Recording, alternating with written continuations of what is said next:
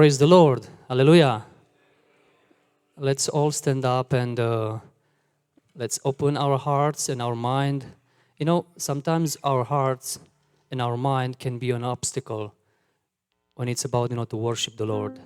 And I just ask you very nicely, just let's put everything aside, that every thought, every heart attitude, that will obstruct you from worship the Lord, because the Bible teaches us that when we worship, the presence of the Lord will honor that worship. So let's worship with our full heart, with our full surrender before the Lord. The Hebrew word for worship, it's to bow down, and actually when we go in the presence of the Lord, we must bow down, we surrender everything, in His presence. We don't care about what happened around us, but we care about what's ahead of us, and that's God, that's Jesus, that's the presence of the Lord. Let's come before Him with open hearts and let's worship, because it's much worthy. If you don't believe that, you will see that He is much worthy of our praise. Worship His name. Hallelujah.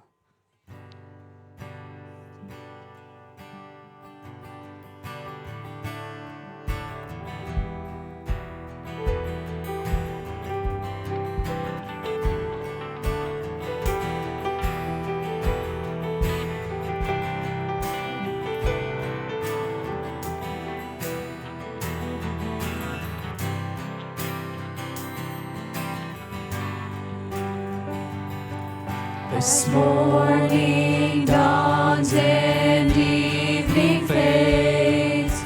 You inspire songs of praise that rise from earth to touch your heart and glorify your name.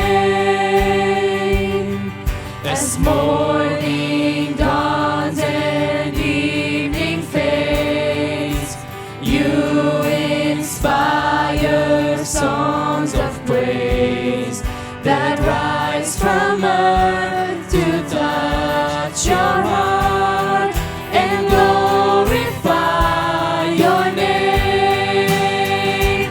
Your name is a strong and mighty tower. Your name is a shelter like no other. Your name, let the nations sing it louder, 'cause nothing has the power to save but your name.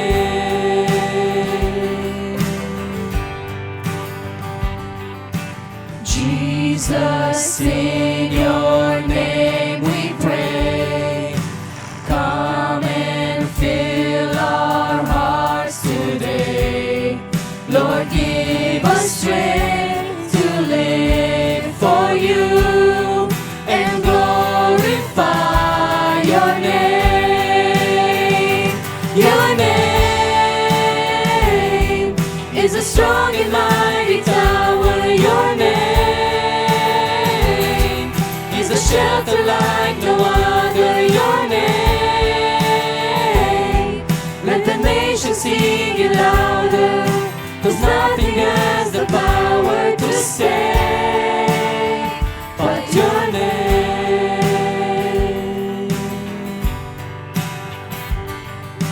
Jesus, in your name we pray. Come and fill our hearts today. Lord, give us strength to live for you and glorify your name. Your name is a strong and mighty tower. Your name is a shelter like no other. Your name, let the nations sing it louder, 'cause nothing has the power to save but your name is a strong and mighty tower. Your name is a shelter like no other. Your name, sing it louder, 'cause nothing has the power to save but your name, but your name.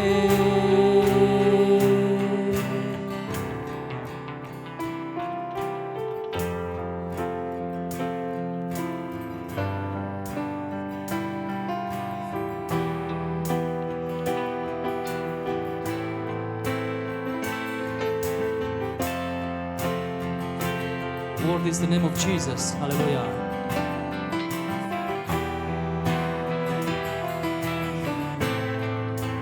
worthy is the name, Jesus.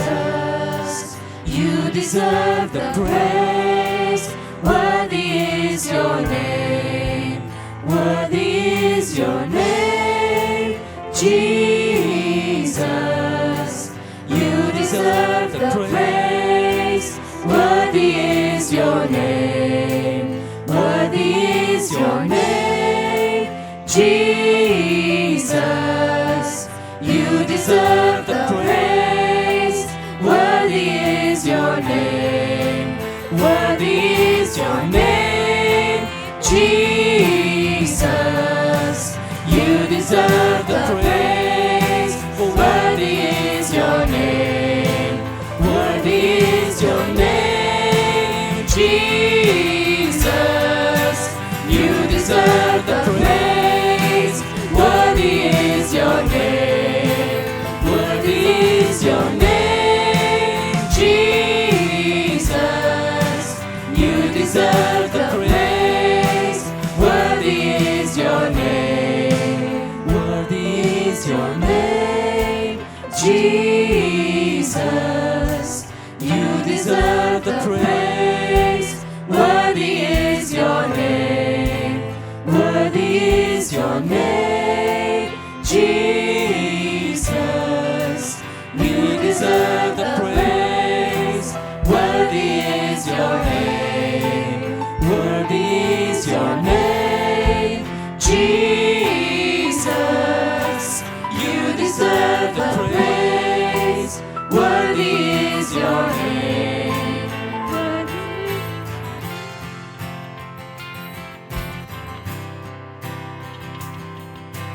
We fall down, we lay our crowns at the feet of Jesus, the greatest of His mercy and love. At the feet of Jesus, we cry, holy, holy, holy. We cry, holy, holy, holy. We cry, holy, holy, holy is the Lamb. We cry, holy, holy, holy. We cry, holy, holy, holy. We cry, holy, holy, holy is the Lamb.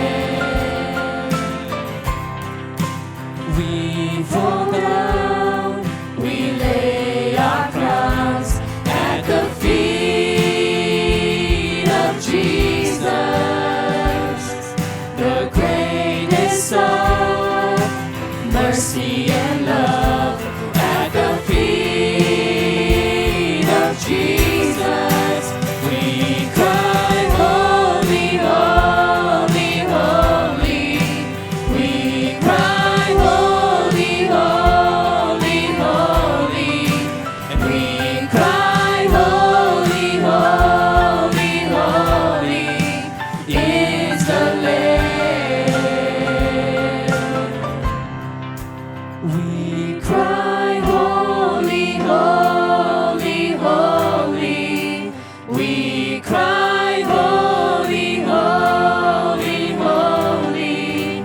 We cry, holy, holy, holy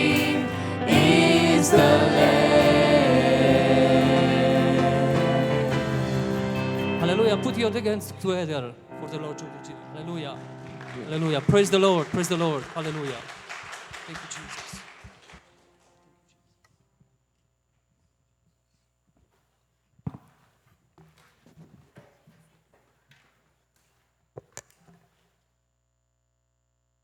Slăvit să fie Domnul. Praise the Lord.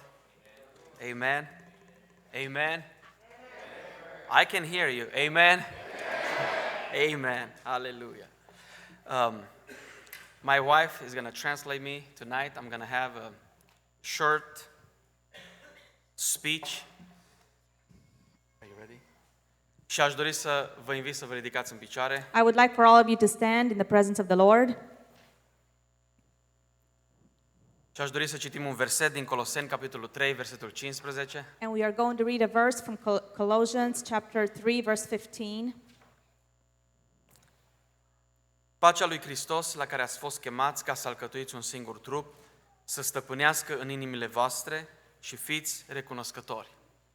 And let the peace that comes from Christ rule in your hearts, for as members of one body you are called to live in peace, and always be thankful. Amen. Vă invit să reocupați I locurile. would like for you to have your seats now. Aș dori să vă spun un bun venit la fiecare dintre voi care ați ales în seara aceasta să fim în casa de închinare. I would like to welcome each and every one of you into the house of the Lord. Cred că va fi un timp benefic I believe that this time will greatly benefit each one of you. și cred că prezența lui Dumnezeu va ploua în seara aceasta în fiecare inimă. And I believe that the presence of the Lord will reign upon every heart here tonight. Amen. Amen. Aș vrea să pun o întrebare.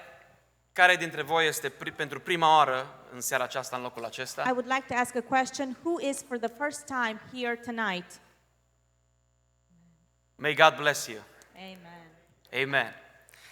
Aș dori să am câteva cuvinte, câteva îndemnuri din versetul acesta. I would like to speak a few words, a few motivations from this verse that we read. Cuvântul acesta ne vorbește despre pacea lui Hristos, This word speaks to us about Christ's peace, pace la care am fost fiecare dintre noi chemați. a peace that each and every one of us were called to. Vreau să spun mai mult ca oricând în zilele care le trăim, I want to say more than ever in these days that we are living in, când în jurul nostru se răspândește atâta frică și îndoială, when around us there's so much fear, there's so much worry and doubt. pacea este așa de valoroasă. Peace is so valuable. Tot ceea ce auzim în jur, la știri, la radio, la news, Everything that we hear around us on the news, TV, radio, ne vorbește doar despre frică, despre virus, despre zilele care urmează. everything talks about fear, the virus, the days that are coming ahead. Și mâncarea aceasta pentru sufletul multora aduce îndoială, necredință, disperare. And this food that's being heard on the news brings so much fear and so much discouragement. Și nu e de mirare că nu mai poți să găsești credință în inimile oamenilor. And we shouldn't be surprised that it's so hard to find faith nowadays in the hearts of the people. În seara aceasta aș vrea să privim spre cuvântul lui Dumnezeu care ne vorbește despre adevărata pace. Tonight, let us look into God's word that speaks about true peace. Și aș vrea să menționez 3 lucruri pe care aș vrea să nu le uiți niciodată. And I would like to mention 3 things tonight that I want you to remember for the rest of your life. În primul rând, voia și dorința lui Dumnezeu pentru tine este să ai pace în inimă și să nu trăiești în frică și în tulburare. Firstly, I want you to know that God's will and desire for you is for you to have peace in your heart and not to live in fear or in turmoil. Ioan, capitolul 16, versetul 33, John chapter 16 verse 33, Iisus a spus așa: v-am spus aceste lucruri ca să aveți pace în mine. În lume veți avea necazuri, dar îndrăzniți. Eu am învins lumea. John 16:33, Jesus says, I have told you all this so that you may have peace in me. Here on earth you will have many trials and sorrows, but take heart because I have overcome the world. Iisus a spus ucenicilor: Jesus told his disciples, oricât de mari ar fi necazurile, problemele, suferințele și încercările. No matter how great your tribulations or trials or sufferings will be, Există un loc unde poți să găsești pace. there's a place where you can find peace. Și singurul loc este în Isus Hristos. And the only place where you can find peace is in Jesus Christ. Dacă nu ai pace în inimă, nu este vina și problema Domnului Isus, ci este problema noastră. If you don't have peace in your heart, the issue is not with Jesus. The issue is with our hearts. Voia lui Dumnezeu și dorința lui Dumnezeu este, indiferent de probleme și încercări, este ca tu să ai pace în inimă. God's will and desire, regardless of all the tribulations and trials that you're facing, is for you to have peace in your heart. Amen. În al doilea rând, Secondly, pacea este o persoană. I want to say tonight that peace is a person. Isaia, capitolul 9, versetul 6, spune așa. Isaiah chapter 9 verse 6 tells us the following thing. Căci un copil ni s-a născut, un fiu ni s-a dat și domnia va fi pe umărul lui. Îl vor numi minunat, sfetnic, Dumnezeu tare, Părintele veșnicilor, Domn al păcii. For a child is born to us, a son is given to us. The government will rest on his shoulders, and he will be called Wonderful Counselor, Mighty God, Everlasting Father, Prince of Peace. Trebuie să înțelegem că este imposibil să avem pace în inimă We have to understand that it is impossible to have peace in our hearts până când Isus, care este Prințul păcii, nu controlează acea inimă. until Jesus, who is the Prince of Peace, until he controls that heart. Oamenii încearcă să dobândească pacea folosind People try to gain peace, to obtain their peace by using medicamente, droguri, medications, drugs, alcool, alcohol, țigări, cigarettes, consiliere, counseling, exerciții de yoga yoga exercises, și tot felul de metode ale lui Satan. and many other methods that pertain to Satan. Aș vrea să spun, oricât de mult le-ai încercat toate acestea, nimic din acestea nu va putea să-ți dea adevărata pace în I inimă. want to tell you tonight that, however, no matter how many of these things you will try and how hard you will try to use these methods, nothing of these things will not be able to give you the peace in your heart. Pentru că pacea nu este o stare care ține doar un timp. Because peace is not just a state that lasts only for a little while. Pacea este o persoană. Peace, rather, is a person. Numele lui este Isus Hristos. And his name is Jesus Christ. Profetul Isaia a spus, El este prinț al păcii. Prophet Isaiah tells us he is the Prince of Peace. El este Domnul păcii. He is the Lord of Peace. Numai atunci când El îți controlează și îți guvernează inima ta, vei avea cu adevărat pace în inimă. Only when he controls your heart and rules over you will you be able to have true peace within your heart. Și un al treilea lucru care aș vrea să închei And the third thing that I want to mention tonight, and after that we will conclude, este o întrebare. is a question. Cine îți controlează inima? Who controls your heart? Și aș vrea să spun în seara aceasta că asta nu depinde de Dumnezeu, ci depinde de tine. And I want to tell you tonight that this doesn't depend upon God who controls your heart, it rather depends on you. Roman, capitolul 6, versetul 16. Romans chapter 6 verse 16 tells us, Nu știți că dacă vă dați robi cuiva ca să-l ascultați, sunteți robii aceluia de care ascultați. Fie că este vorba de păcat care duce la moarte, fie că este vorba de ascultare care duce la neprihănire. don't you realize that you become the slave of whatever you choose to obey? You can be a slave to sin, which leads to death, or you can choose to obey God, which leads to righteous living. Lucrul de care ești robit este lucrul de care ești stăpânit. I want to tell you tonight that the thing that you are enslaved to is the thing that rules over you. Știi ce înseamnă asta? Do you know what this means? Înseamnă că acel lucru îți controlează viața și deciziile care le iei în fiecare zi. It means that that thing controls your life and it controls the decisions that you take in life. Dacă e frică, atunci ești controlat de un spirit de frică. If it is fear, that means you are controlled by a spirit of fear. Dacă e alcool, droguri, țigară, If it's alcohol or drugs or cigarettes, să știi că toate acestea îți controlează viața, inima și mintea. I want you to know that all these things are controlling your life as well as your mind. Ele nu doresc să-ți facă bine în viață ca să prosperi și să fii mai sănătos. These things are not doing any good in your life and they don't want you to prosper or to be healthy.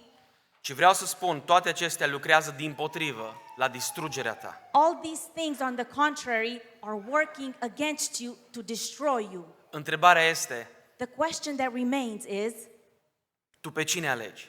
who do you choose tonight? Tu pe cine alegi? Who do you choose? Dumnezeu a făcut totul pentru noi. God did everything for us. Aș dori să citesc câteva versete din Efeseni, capitolul 2, I would like to read a few verses from Ephesians chapter 2, cu care voi încheia, and I will conclude after reading these verses. care spune așa, versetul 14, 16 și 17. Verse 14, 16, and 17 read the following. Căci El este pacea noastră, care din doi a făcut unul și a surpat zidul de la mijloc care îi despărțea. Și a împăcat pe cei doi cu Dumnezeu într-un singur trup prin cruce, prin care a nimicit vrăjmășia. El a venit astfel să aducă vestea bună a păcii vouă, celor ce erați departe, și pace celor ce erau aproape. For Christ himself has brought peace to us. He united Jews and Gentiles into one people when, in his own body on the cross, he broke down the wall of hostility that separated us. Together as one body, Christ reconciled both groups to God by means of his death on the cross, and our hostility towards each other was put to death. He brought this good news of peace to you, Gentiles, who were far away from him, and peace to the Jews who were near. Isus este pacea noastră. Jesus is our peace. Aș vrea să nu uiți niciodată, pacea este o persoană. I would like for you to never forget that peace is a person. El s-a adus pe sine ca jertfă pentru păcat And he gave himself as a sacrifice for our sins. și vestea bună a păcii And este the good vestea news of reconcilierii. peace is the good news of reconciliation. Este vestea împăcării cu Dumnezeu. It is the good news of reconciliation with God.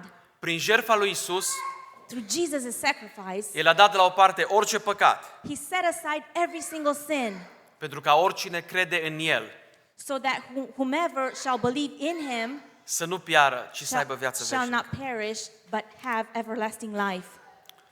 Aș dori să vă invit să ne ridicăm în picioare I would like for us to stand tonight, și din respect pentru Dumnezeu vă invit să vă ridicați toți în picioare and out of respect for our great God, I would like to invite each and every one of you to stand in his presence tonight. și aș dori să ne rugăm pentru pace. And I would like for us to pray for peace. Dacă este cineva aici If there's anybody here tonight care vrea să ne rugăm pentru el, who wants us to pray for him, poți să rămâi acolo pe loc, dar poți să ridici o mână sus. you can stay there where you are in your seat. However, I want you to raise your hand. Dacă simți că sunt lucruri, că sunt spirite, că If you sunt feel that stări there are things or states or spirits cu care te lupți și ți-aduc tulburare, that are coming neliniște, against you and bring fear and all kinds of states of worriness, și crezi că Iisus Hristos, Fiul lui Dumnezeu, and if you believe that Jesus Christ, the Son of God, în seara aceasta poate să te elibereze tonight can set you free și să-ți dea adevărata pace. and to give you true peace. Pacea Lui îți va umple inima His peace will fill your heart și îți va îndrepta ochii spre El. and will turn your eyes towards him. Îți va ghida pașii vieții tale în fiecare zi He will guide your steps each and every day ca să-L urmezi pe El. so that you may follow him. Am văzut 3 mâini ridicate, I 4, saw 4 hands, 5, 5 hands, 6, 6, 7, 7, 8. 8 hands.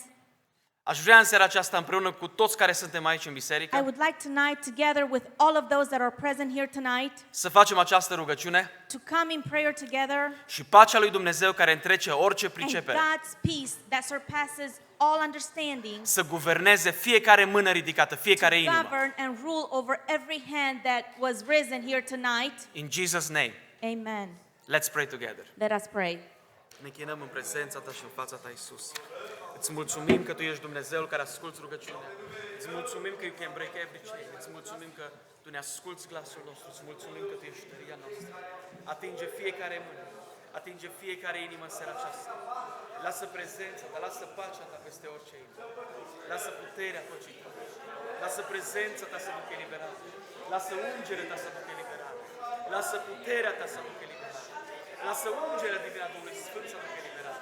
Lasă sângele divin în seara aceasta să aducă pace în fiecare inimă. Deschide această inimă pentru cuvântul Tău. Deschide aceste inimi pentru cuvântul tău. Deschide aceste inimi pentru slava ta, pentru gloria ta, pentru împărăția ta, pentru măreția ta, pentru gloria, pentru slava ta și numele tău ce sfânt. Mulțumim că ne asculți. Mulțumim că ne asculți rugăciunea. Proslăvim numele tău și prezența ta. Slăvim numele tău, numele celui sfânt. Orice inimă să fie atinsă. Orice inimă să fie atinsă în numele Lui Iisus. Orice inimă în seara aceasta, orice mână ridicată, să fie atinsă de prezența ta, să fie atinsă de puterea ta. Orice mână ridicată în seara aceasta, să fie atinsă de numele tău. În numele Lui Iisus, suntem în prezența ta și în fața ta. Aleluia! Proslăvim numele tău. Cinstim prezența ta. Cinstim numele tău în seara aceasta. Orice atac spiritul, orice spiritul, lasă sângele tău, lasă pacea ta și prezența ta să aducă, să lucreze. Slăvim prezența ta, slăvim numele tău și cinstim numele tău. Aleluia! Aleluia!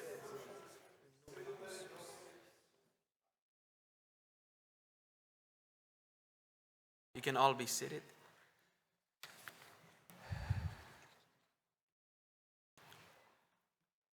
Grupul de copii, the kids, we're going to have one song for the glory of God. Amen.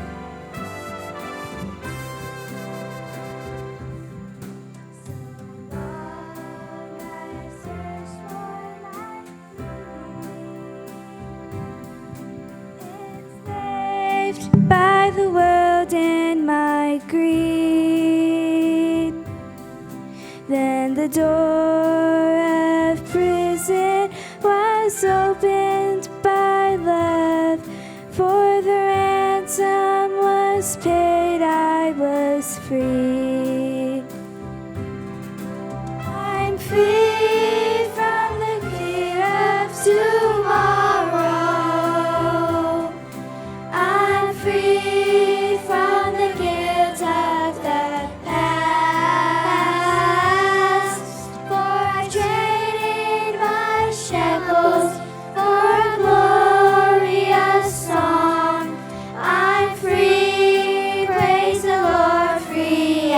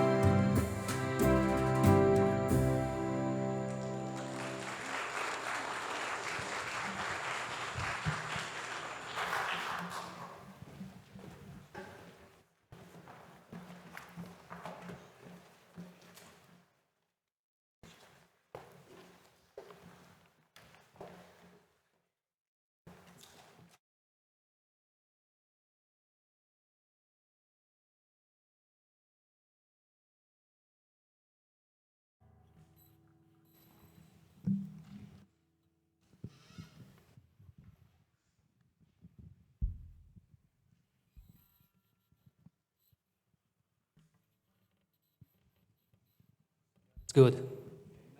Amen, amen. I just want to say something that I strongly believe, that Jesus Christ is ready to meet you at your needing point. So I was so happy when I saw hands raising up, to accept God's peace in their lives, And I believe there is so much more in this place, that needed touch from the Lord. He's right there. He's not hiding in a corner. He's right there near you, It's waiting for you, to surrender in His arms. The next song is talking about this. Let's all surrender in Jesus' arms, and we'll see that we'll not leave this place empty-handed. Do you believe that? Would you like that? Let's all stand up and let's declare this. Let's proclaim from the bottom of our heart, Jesus, into your hands I commit again. And I will never leave that place. Never again. Amen? Hallelujah. God is good.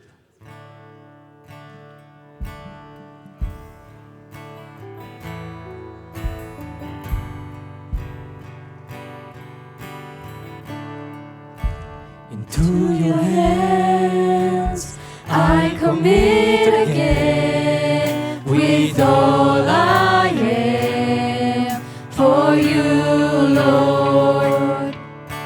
You hold my world in the palm of your hand, and I am yours forever.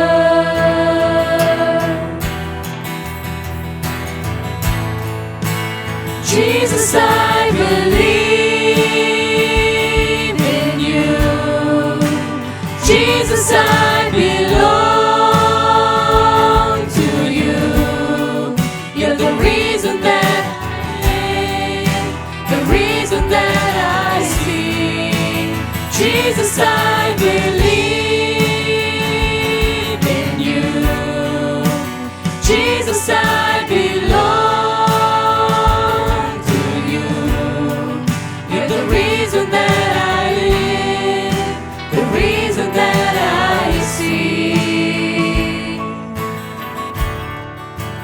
Walk with you wherever you go, through tears and joy.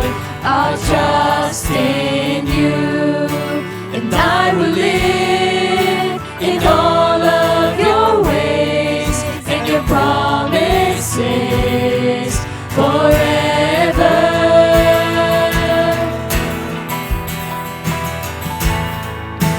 Jesus, I believe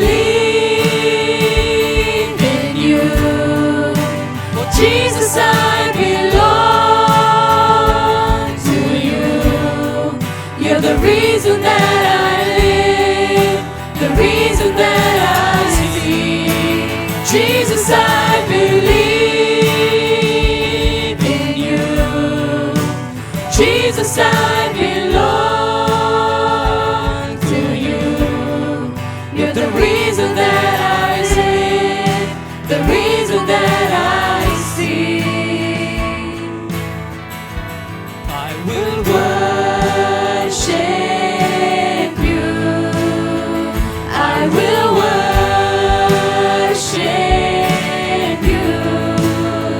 I will worship you. I will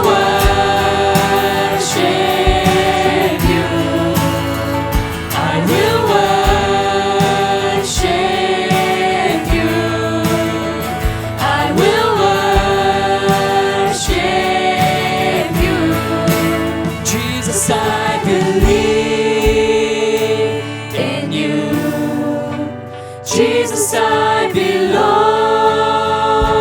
to you.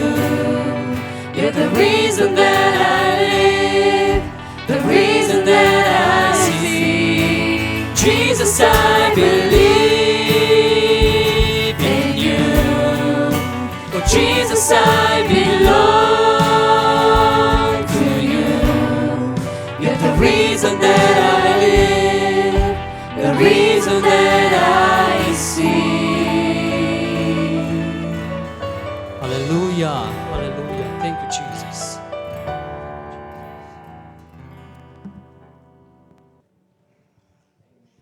What a beautiful song. Jesus, we believe in you. Jesus, we belong to you. Everybody here, whether you know it or not, whether you like it or not, you belong to Jesus Christ. Amen. With that being said, I greet everybody here in the name of the Father, the Son, and Holy Spirit. You may be seated. How many here has heard of the word in the name Jesus? With a raise of hands. Okay. How many here has accepted Jesus Christ in their hearts? How many has not accepted Jesus? Okay, we have a hand. How many here in your lives, throughout your whole life, looking back, you told yourself, man, if I could just ever go back and get a reset, if I could ever go back and hit that reset button. How many here asked themselves and told themselves, if I could just get a second chance in life? Anybody here? I want to let you know that Jesus Christ will give you a second chance today. Jesus Christ is the God of many chances, more than second chances. There was a word throughout the whole week that I kept meditating on every single day, just numerous times each day. I meditated on this word. And it can be found in Lamentations chapter 3, verse 22 and 23. And it says this: the steadfast love of the Lord never ceases. His mercies never come to an end. They are new every morning. Great is your faithfulness. Hallelujah. We have a God so mighty and powerful that he loves each and every one of us unconditionally. No matter how many times we fail Jesus Christ, no matter how many times we sin, no matter how many times we take a step back in life, no matter how many times we turn our back towards Jesus, he is still standing there with his arms wide open, willing to forgive you and give you that second chance. Because we have a God of second chances. Not only second chances, third chances, fourth chances. And if you really, really need it, he will even give you that 1,000th chance that you keep asking him for. Because we have a God who will never reject us. So with this being said, it's not by coincidence or fate or whatever good luck that you're here today. You're here today by the power and the love of Jesus Christ that led you here. So he will give you a second chance in your life. The Bible that I read tells me that the God that I serve is a God who is rich in mercy. The word mercy means to extend help to the lowliest and most undeserving. It implies that mercy and compassion overshadows punishment even when justice demands it. Justice demands that everybody here, including myself, needs to be dead because of the sins that we committed in our lives. But this is where grace comes in. This is where mercy comes in. Justice demanded that we die, but mercy comes in and says, you know what, I got you. You know what, let me pull you up.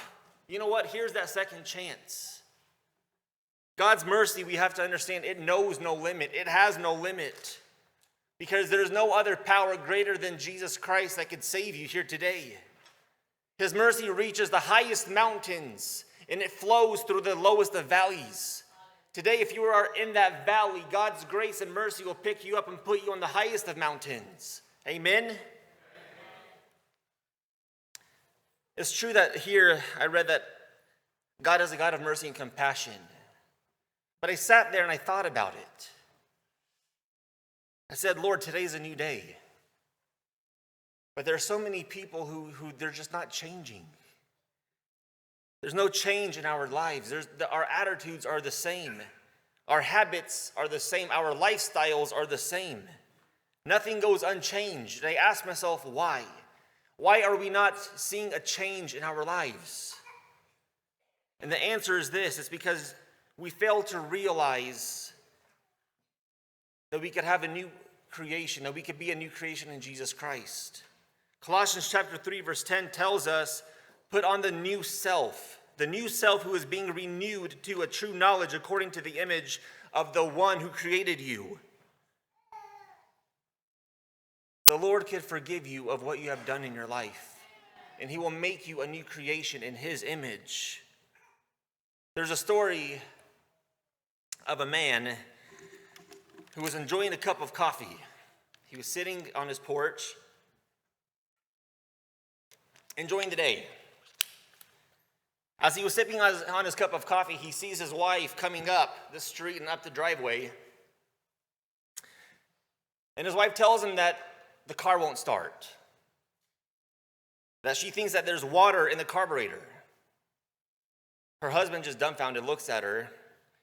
Not wanting to be rude, he says, "Honey, are you sure that there's water in the carburetor?" But she was persisting and insisting that, yes, in fact, there's water in the carburetor. He says, "Honey, I don't want to be rude or anything, but I don't think you know the difference between a carburetor and a spark plug." And they kept arguing for 30 minutes. They kept arguing that, there's water in the carburetor. He puts his cup of coffee down and gets up and says, "You know what, fine, I'll go look at your car. Where is it?" She told him that he could go find it at the bottom of the lake. She'd driven the car at the bottom of the lake. A question here for the church. Is there ever a moment that you wish you could have taken back? Something that you could redo over? Something that you wish that you could have a second chance in life at? I bet that this man's wife wishes that she had never driven the car in the lake because, number one, her husband was angry. Number two, they had to pay for a towing to get it out of that lake. And number three, at the end of the day, they had no car. Writing the sermon this week, I just paused. I paused and I thought about my life, at some of the situations that I was involved in, at some of the choices that I personally made in my life. And it makes me think, man, you know what? If I could only go back to that certain day of that month, of that year, and hit that reset button, everything would have been better. Many of you here are sitting here thinking the exact same thing. If I could ever go back and hit that reset button, this wouldn't have happened. If I could ever go back in my life, I would have never moved from Springfield into another city or state. If I could ever go back, I would have went back and finished high school or college. If I only had another chance, I wouldn't have gotten involved in some of the things that I'm involved in. There are plenty of things that we regret in our lives. But maybe it's to correct a wronged or missed opportunity. Maybe there's a group of people that you hung out with in your life that you regret because of the position of your life that you're in right now. Maybe it's a bad decision that somebody here made that you just regret because of the position in life that you're facing right now. But maybe, just maybe, there's a certain sin that you have committed in your life that the devil just keeps nagging at you about and just reminding you and just constantly telling you that you're a failure. And you want to go back and just fix that sin because of the position that you're in your life. It's true that we can't go back. It's true that we can't go back in time and hit that reset button. It's true. Some of us paid a heavy consequence. But today, Jesus can come and give you a second chance. A chance where you don't have to think back, you know what, God, I wish my second chance had come. Because today is your second chance. When we think about forgiveness and second chances, there are plenty of stories in the Bible that we could all share. Plenty of stories in the Bible that we could all read. Many examples that we could take, but there's one in particular story that I want to share with everybody here that the Holy Spirit put on my heart. And it is the story of the adulterous woman who was caught in the act of adultery. It's a well-known story of a woman who was caught in the very act of adultery. And she came before the Pharisees and she came before Jesus Christ. And here we're going to see what Jesus' reaction and response was towards this lady. So let's open our Bibles, everybody, to John chapter 8. John chapter 8, verses 1 to 11. And it says this. This is also from the NIV version. But Jesus went to the Mount of Olives. At dawn he prepared again in the temple courts, where all the people gathered around him. He sat down to teach to them. The teachers of the law and the Pharisees brought in a woman caught in adultery. They made her stand before the group and said to Jesus, "Teacher, this woman was caught in the act of adultery. And the law of Moses condemned us to stone such women. Now what do you say?" They were using this question as a trap in order to have a basis of accusing him, referring Jesus. But Jesus bent down and started to write on the ground with his finger. When they kept on questioning him, he straightened up and said to them, this is what Jesus said, "Let any one of you who is without sin be the first to throw a stone at her." Again, he stooped back down and wrote on the ground. At this, those who heard began to go away one at a time, the older ones first, until only Jesus was left, with the women still standing there. Jesus straightened up and asked her, "Women, where are they? Has no one condemned you?" "No one, sir," she said. "Then neither do I condemn you." Jesus declared, "Go now and leave your life of sin." This is the word of the Lord. Amen. For those of us who weren't paying attention, we read here that Jesus went to the Mount of Olives and to the temple to teach. This is something that he would do regularly. And as he was teaching, it says here that the Pharisees and the scribes brought in a woman and placed her in front of everybody in the room and Jesus. They began to tell Jesus that this lady is a sinner and that she had been caught in the very act of adultery. They were testing Jesus to see if he would reject the law of Moses. Because back in those days, according to the law of Moses, a woman who was caught in the very act of adultery, they would drag her out that room, out the city streets, out the city wall, and they would stone her. They would stone her until she died. Stoning is a very, very painful way and a cruel way of death. It refers to a form of capital punishment whereby an organized group throws stones at the convicted individual until he or she dies. It's a really bad way to die, a painful way to die. Jews and Christians have done away with stoning years and years ago, but however, in recent years, we see that fundamental Muslims started using this form of punishment again. The most recent case of stoning was in Somalia about 2 years ago in October, where they arrested a 23-year-old woman. They detained her, they arrested her. They took her out in a football stadium and they buried this woman up to her neck, whereby 50 men organized in front of more than 1,000 people stoned her until she died. Why? Because she was caught in the act of adultery. This news spread on the internet like a wildfire, and it got the attention of the Amnesty International Human Rights Group. After some investigation, the group realized that in fact the 23-year-old lady was a 13-year-old girl. A 13-year-old girl who was raped by 3 men. The family tried to file a police report, but the girl of 13 years old, she was still arrested, tried, and condemned to death. Because even right now, if you're a girl in the Middle East, even if you lose your virginity to rape, you are considered a disgrace to your family. So they dragged this girl out, dug her up to her neck, and stoned her for something that wasn't her fault. That's what stoning is. It's a very horrible way of dying. Imagine for a few moments and put yourselves in the shoes of the adulterous woman that the Bible is talking about. We could see her now, just standing there. She was embarrassed. She was ashamed, humiliated, degraded, and disgraced by everyone. And we can only imagine the shame she was feeling, not because of the group of men she was standing in front of, but she was standing in front of Jesus. Everyone staring at her, everyone judging her. She couldn't even look up because of the shame that she was dealing with. And it's even possible that in that room of the men who was accusing her, that she even committed a sin with. I thought about that. No doubt she felt the unfairness. No doubt she felt as if this was it for her.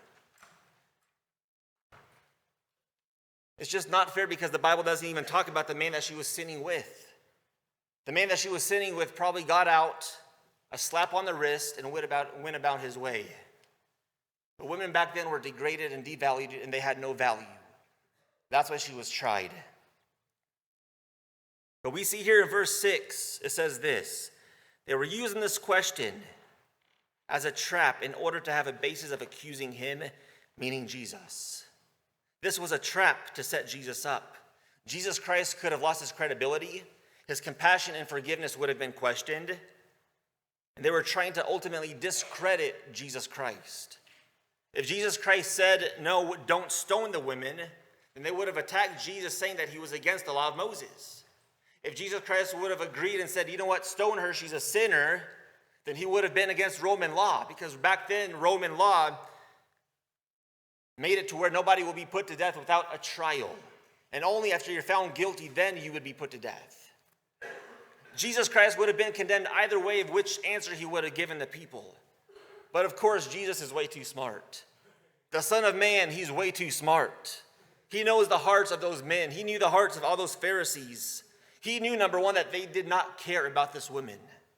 He knew it. He knew, number two, that they didn't even respect nor care about the law of Moses. He knew that. Jesus Christ knew. I love the way Jesus responded. And it's a way everybody here should respond when you face certain adversities in your life. Cool, calm, and collective. He didn't stare at the woman who was in front of him. He didn't look at her with disgust. He didn't look at her like she was worthless. He didn't look at her like everybody else looked at her. When Jesus Christ looked at this adulterous woman, he was looking past the sin into the sinner. Why? Because she was still valued in the eyes of the Messiah. So what did Jesus do? It says here he stooped down to the ground and he was drawing in the dirt. As Jesus bent down and was drawing in the dirt, the Pharisees and everybody in that room started shouting, and they started shouting and yelling and telling Jesus that this woman committed adultery. She needs to be put to death. She is not worthy she's not worthy to live anymore. This woman is a prostitute. She needs to die. The crowd wanted to condemn the women. The scribes and the Pharisees who caught the women already had her condemnation set in stone to execute her. So what did our Savior do? Look in verse 7. He stood straight up, stared at them in the eyes, and said, "If any of you is without sin, let him be the first to throw a stone at her." Then he stooped back down and began to draw in the dirt again. Now, we don't know exactly what Jesus Christ was drawing in the dirt. The Bible doesn't say that. We don't know what he was doing in the dirt, but we know that it was something that either convicted the people of their sins, because ultimately every one of those accusers, ready with that stone in their hand, they dropped that stone, and the Bible says that they began to leave one by one, beginning with the oldest person first. In verse 9, the Bible says, until only Jesus was left with the women still standing there. Now only Jesus Christ and that woman remained. I wonder what was going on through the mind of that lady. I wonder what she was thinking. I wonder what thoughts were racing through her mind. That it's only me and Jesus Christ and nobody else. Here was a woman who was condemned. We had a sinner and we had a Savior. We had a sinner and we had the one who did not condemn her. The condemned woman was standing in front of the Messiah who was not condemning her. But reading the story, I noticed that this lady was spiritually sick because she was affected and infected by a disease of sin, by a sickness of sin. And all it took for her to get healed of this disease of sin was an encounter with Jesus Christ. There are many people here in the whole world, many people here in church, believers and non-believers, who are infected by a disease, a virus of sin, who need a second chance in their life. And all it takes for you to get your healing and deliverance is a personal encounter with Jesus Christ. It begins with a personal relationship with Jesus Christ after your encounter. After you have a true encounter with Jesus Christ, your life will literally be changed day and night. Your old sinful ways will change. People is going to see a change in your life. How many people are so depressed, miserable, angry, on the verge of suicide, just overwhelmed and burdened by life? You need a personal encounter with Jesus Christ, and your burdens will be lifted off your shoulders, and you will be a new person. All the misery in the world is because of sin. And as Christians, we are called to have victory over every sin through the blood of Jesus Christ. In other words, we can be free from this disease of sin by a true relationship with Jesus Christ, a true encounter like the adulterous woman had with Jesus. It takes one encounter, and your chance is here today, tonight. Amen? 1 Corinthians chapter 15, verse 57 says, "But thanks be to God who gives us the victory through our Lord Jesus Christ." Hallelujah. In verse 10, it says that Jesus stood up and looked at the women and asked her, "Women, where are they? Has no one condemned you?" Her reply was, "No one, sir." The Lord spoke to her, "Then neither do I condemn you." The Lord we have is a God of second chances. This woman was freed. No condemnation, no punishment, no community service, no jail time, no fines. She didn't have to pay nothing out of her pockets. She had been pardoned 110%. To be paroled is a person who is set free because of personal and good behavior. But your record, whenever you're paroled, your record still stays the same. It says here to be pardoned, a guilty person is set free, absolved of that conviction as if it never happened. This is what that woman was. When God forgave her, her past was gone. The Bible says that when the Holy Spirit forgives you, when Jesus Christ forgives you, He doesn't look back at the mistakes that you made in your life. The only person who comes and reminds you of your mistakes is the devil. He tortures your mind, your thoughts. He manipulates you and tells you that you're undeserving. Jesus Christ does not do that. I have a question for the church, though. When Jesus Christ let that woman go, did He give her a second chance so she could go out on the streets and repeat her sins and live a sinful lifestyle? No, she didn't. It says here, "Go and sin no more."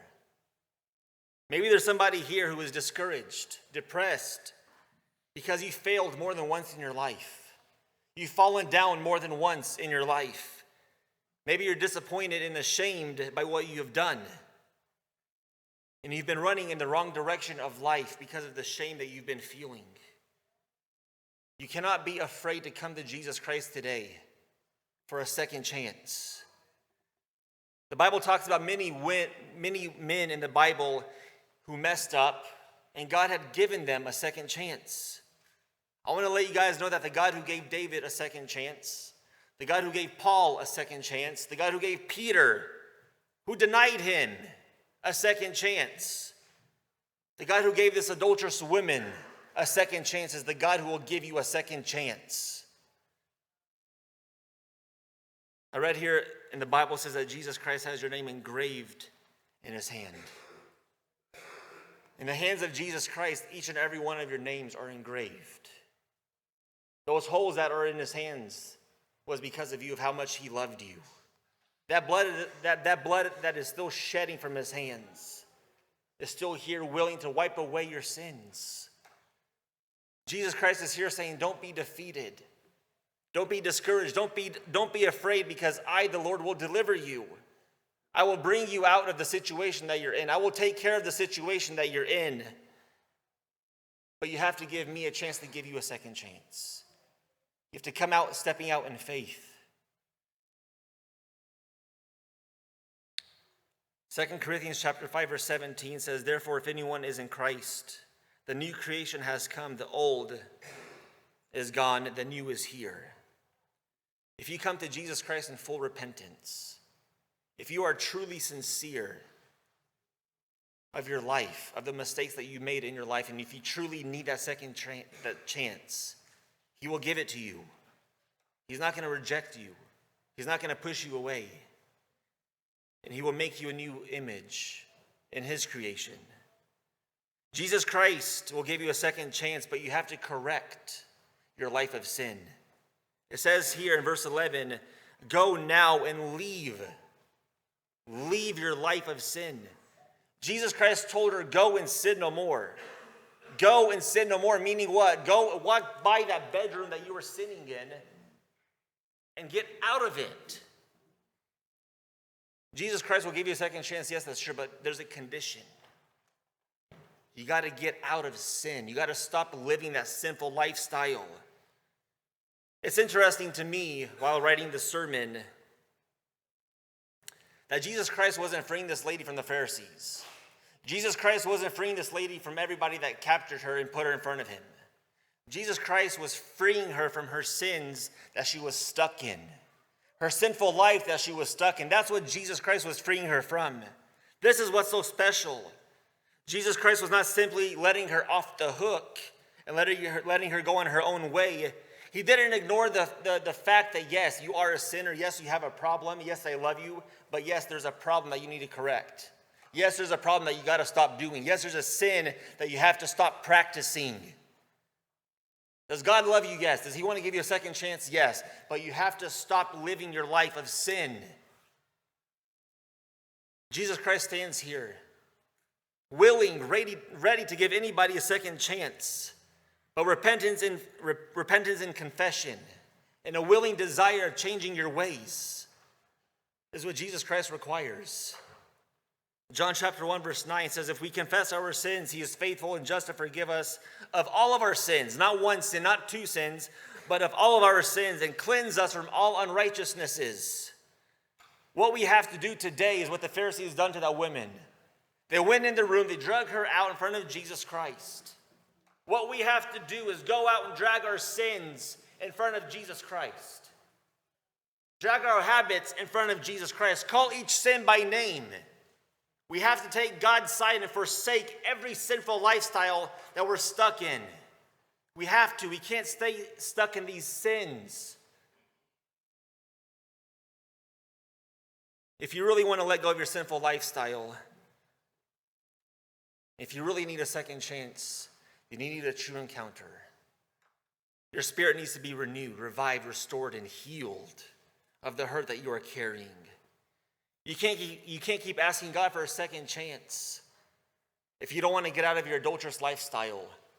You can't keep coming to God and asking him for a second chance if you don't want to give up your pornography in your life in secret sin. You can't keep asking God for a second chance if you're living with your boyfriend and girlfriend and you don't want to get married. You can't keep asking God for a second chance if you're stuck in homosexuality and you don't want to give it up. You can't keep coming to God asking him for grace and grace and grace, because the Bible tells us in Romans chapter 6, verse 1 and 2 says this, well then, should we keep on sinning so that God can show us more and more of his wonderful grace? Of course not. Since we have died in sin, how can we continue living in it? How can we live in our sins? God has forgiven you, but you cannot take the grace of Jesus Christ for granted. And in conclusion, if you're here today and you have not given your life to Jesus Christ, if you're here today and you have given your life to Jesus Christ years ago, and somehow you found yourself back in that situation that you tried to get out of, then Jesus Christ will come to you. If you're here today and you're struggling, I want us to rise, by the way. If you're here today and you want to break free from a situation in your life, if you're struggling for a second chance but you don't have the willpower and courage and strength to say, Lord, I need a second chance, God will give you a second chance. If you're here today and you're just screaming in your spirit and screaming in your heart, and the devil has his mouth over your mouth, his hand over your mouth, God will give you a second chance. He will remove away that hand from Satan. He will remove every bondage. If you're stuck in a chain, if you're stuck in a sin and you just want to get free from it, then come in the front for your second chance. If you need a second chance but you don't think you're strong enough, Jesus Christ will give you that strength. If you're battling an addiction, a sickness, and you need a second chance, Jesus Christ will give you a second chance. If you're sick, spiritually infected by sin in your life, God will heal you of that sin, but you have to come up here like the adulterous women have an encounter with Jesus. You need a true encounter with Jesus Christ, and He will set you free. We have a group of pastors here willing to pray for you, to set you free. If you have nightmares, if you have attacks, if you're stuck in witchcraft and cults that you need to get out of, come up here for a true encounter with Jesus Christ. If you're standing here and you're contemplating suicide, come up here and God will set you free. God will set you free. Let's begin to worship. And as we worship, we have to take a step of faith. God will do His part. But what we have to do is say, you know what? I'm going to take that step. I'm going to take that step because I want that change in my life. Who here wants that second chance? Who here needs a second chance? Anybody? Where's your hands? Who needs a second chance? Come up here. You come up here. Everybody come up here. God will give you that second chance. Don't be scared. Don't be nervous. God will give you a second chance today. Do your part and step out in faith. And God will do His part. Let's begin to praise Jesus.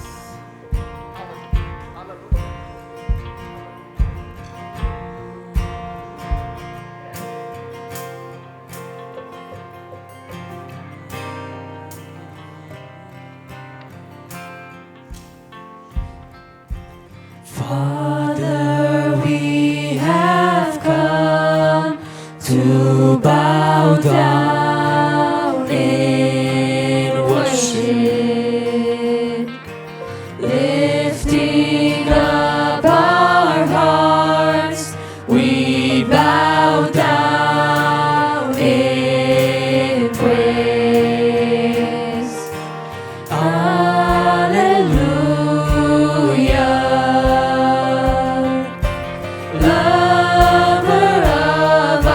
Souls. Hallelujah. With all of heaven we are singing.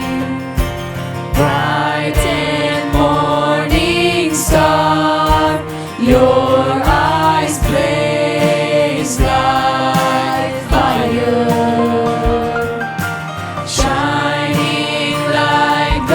Son, you're our one desire. Hallelujah.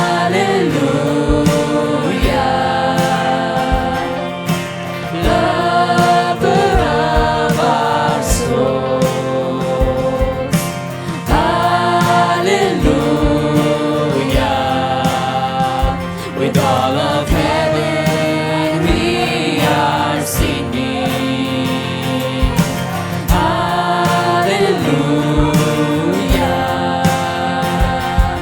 You're the lover of our souls, hallelujah. With all of heaven we are singing.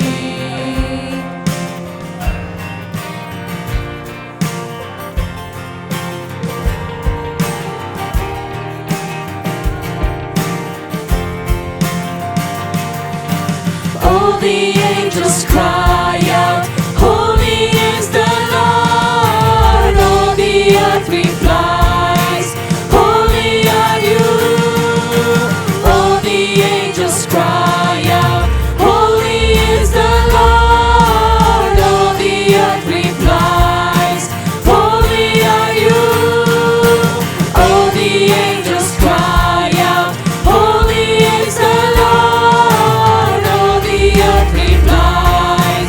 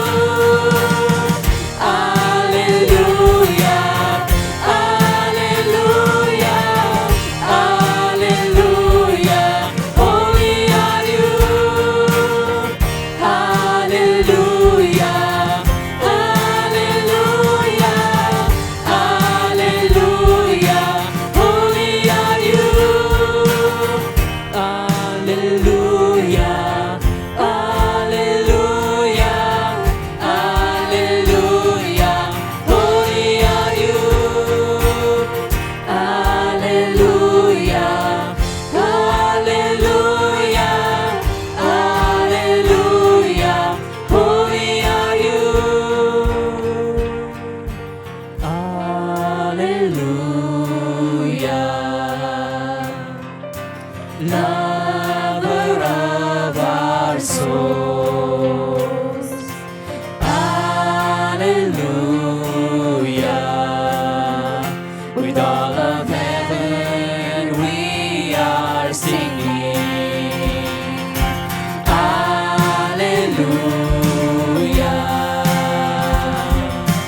Lover of our souls. Hallelujah. With all of heavens we are singing. All the angels cry out, holy is the Lord. All the earth replies, holy are you. All the angels cry out, holy is the Lord. All the earth replies, holy are you. Hallelujah, hallelujah, hallelujah, holy are you. Hallelujah, hallelujah,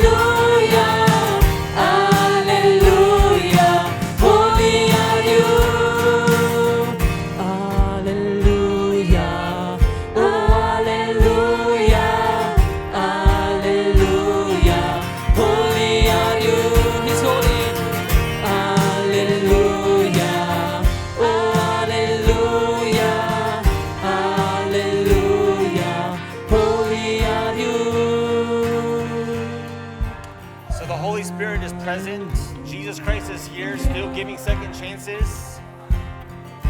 If maybe you're not sure that you want to step up, if maybe something's keeping you back of getting your second chance, come up here and faith. Make that step, make that decision. If you want to be free from your position that you're in, come up here. If you want to be healed, if you're battling a sickness, if you're physically sick, come up here for a touch of Jesus Christ. We're making one more call. We're inviting everybody here. Come up here.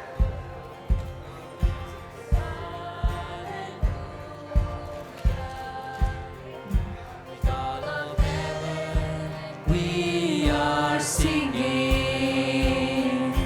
Hallelujah. Lover of our souls. Hallelujah. With all of heaven we are singing.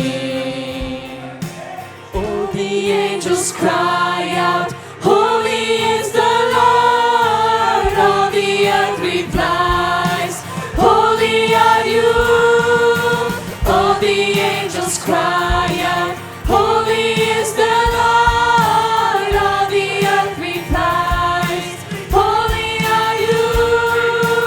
All the angels cry out, holy is the Lord. All the earth replies, holy are you. All the angels cry out, holy is the Lord. All the earth replies, holy are you. Hallelujah, hallelujah, hallelujah, holy are you. Hallelujah, hallelujah, hallelujah, holy are you. Hallelujah, hallelujah, hallelujah, holy are you. Hallelujah, hallelujah, hallelujah, holy is the Lord. Hallelujah, hallelujah, hallelujah, holy is the Lord. Hallelujah is the Lord Almighty, lover of my soul. His What is your name name? Victory. What is your your name? Hallelujah. Pascal, Pascal. Quiet time. With all of heavens, we are singing. Every demonic activity. Sing Be to him. broken. For how many years were you in him? For how many years were you in him? Fire. Fire. Holy Ghost, fire. Fire. Fire. Come out. Fire. Fire. Fire.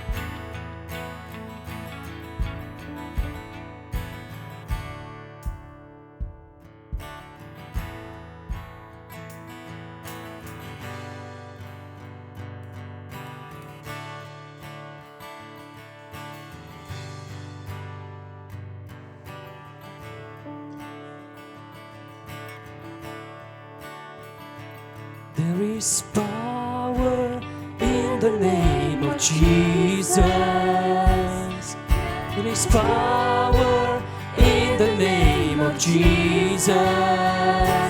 There is power in the name of Jesus to break every chain, break every chain, break every chain, to break every chain, break every chain, break every chain.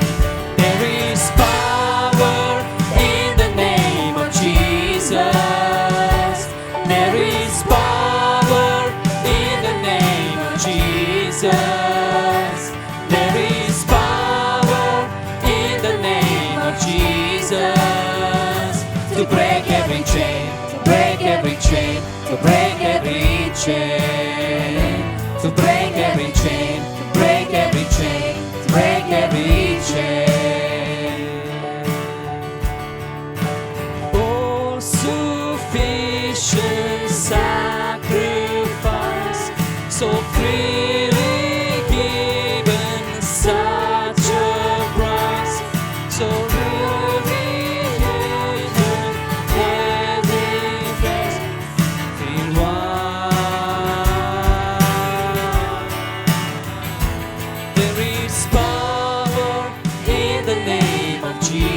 Jesus. There is power in the name of Jesus. There is power in the name of Jesus. To break every chain, to break every chain, to break every chain.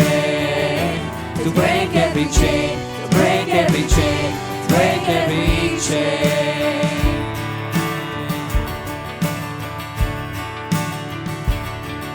Hallelujah. It's above all name, Jesus. It's above all name, Jesus. It's above all name, Jesus. Worship you, Lord. Worship you. We worship you, Lord. Hallelujah. Hallelujah. We bow down in your presence, Lord. And we testify your goodness. We testify your goodness and your faithfulness, Lord Jesus. We testify your faithfulness towards us, Lord. Because with you we found refuge, with you found peace, with you found grace, abundant grace in your presence, Almighty God.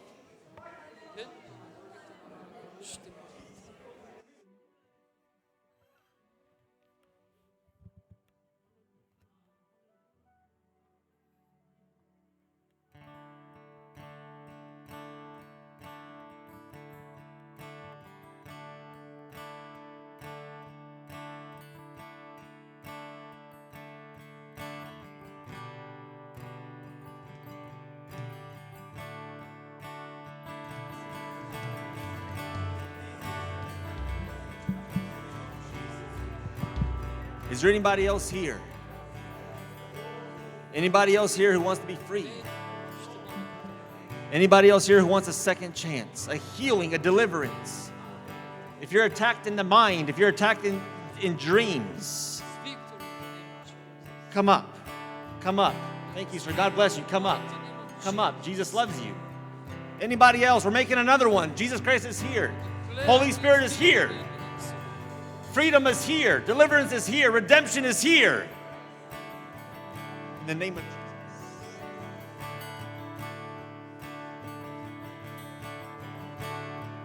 Jesus. You are worthy of it all. Jesus. You are worthy of it all. For from you are all things, and to you are all things. You deserve the glory. You are worthy of it all. You are worthy of it all. For from you are all things, and to you are all things. You deserve the glory. He's worthy. You are worthy of it all. Sing it louder. You are worthy of it all. For from you are all things, and to you are all things. You deserve the glory. You are worthy of it all. You are worthy of it all. For from you are all things, and to you are all things. You deserve the glory. All the saints and angels bow before your throne, and all the elders cast their crowns before the Lamb of God and sing. Sing with us. You are worthy of it all. King Jesus. You are worthy of it all. For from you are all things, and to you out of things you deserve the glory. You are worthy of it all. Sing for you, Jesus. You are worthy of it all. For from you are all things, and to you are all things. You deserve the glory. Day and night, night and day, let incense arise. Day and night, night and day, let incense arise. Day and night, night and day, let incense arise. Day and night, night and day, let incense arise. You are worthy of it all. You are worthy of it all. Of our praises. For from you are all things, and to you are all things. You deserve the glory. You are worthy of it all. You are worthy of it all. For from you are all things, and to you are all things.